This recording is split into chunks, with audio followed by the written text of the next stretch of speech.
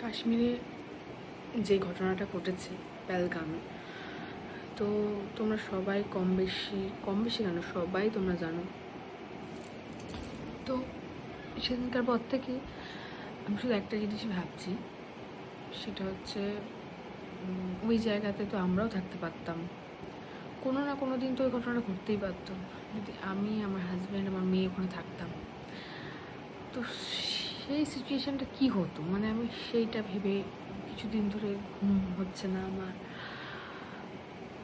মানে সবসময় একটা আতঙ্ক লাগছে কি হতে পারতো, মানে আজকে ওখানে হচ্ছে, কালকে অন্য জায়গায় হবে। তো আমার খুব আতঙ্ক লাগছে। আর যাদের উপরে এই হামলাটা হলো,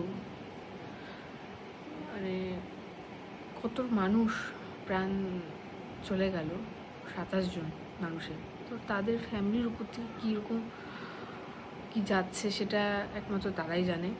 আমরা দুদিন একটুখানি খারাপ লাগবে, ধীরে ধীরে আবার ঠিক হয়ে যাবে, কিন্তু দেখছি আমার ঠিক হচ্ছে না। আমার কেন, হয়তো কারোর ঠিক হচ্ছে না। তো এটা নিয়ে আমার কিছু বলার নেই, শুধু এটুকুই বলবো, সঠিক বিচারটা যাতে পায়। আর কি বলবো, এই সমস্ত কথা নিয়ে তো এফবিতে বা যে কোনো জায়গায় কিছু বলা যায় না। আমাদের মতো সাধারণ মানুষ বলতে পারে না, নানা রকম কিছু হয়ে যাচ্ছে। তো আমার মনোভাবটা আপনাদের কাছে একটু তুলে ধরলাম, তো এইটুকুই।